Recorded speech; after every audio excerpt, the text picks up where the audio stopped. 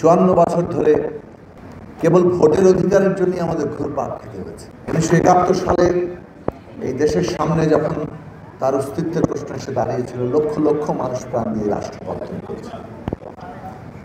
কিন্তু যে স্বপ্ন সেই রাষ্ট্র তৈরির, দেশ তৈরির মধ্যে প্রকাশিত হয়েছিল, সেই নতুন রাষ্ট্র, সেই নতুন দেশ মানুষের সেই স্বপ্নকে সত্যে পরিণত করতে পারেনি। আমরা জবরদস্তি শাসন দেখেছি, ফ্যাসিবাদ দেখেছি। 54 বছর ধরে কেবল ভোটের অধিকারের জন্যই আমাদের ঘুরপাক খেতে হয়েছে। 90-এর গণ আন্দোলনে আত্মাহুতি দিয়েছেন অনেকেই লড়াইয়ে। আমরা সেই সময় রাজনীতিতে হাতে খড়ি নিয়েছি। আমাদের প্রত্যাশা ছিল যে এই দেশে গণতন্ত্র হবে, কিন্তু আবারও ভোটের অধিকারের জন্যই আমাদের লড়তে হয়েছে।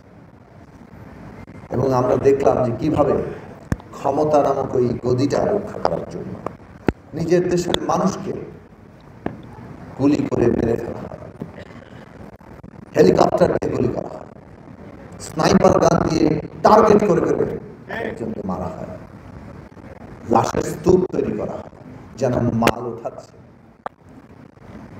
এই সমস্ত ভয়ঙ্কর কাণ্ড করে নিজের সমস্ত পরিবার তাদেরকে বিদেশ পাঠিয়ে দিয়ে একজন স্বৈর শাসক দেশ ছেড়ে পালিয়ে যান।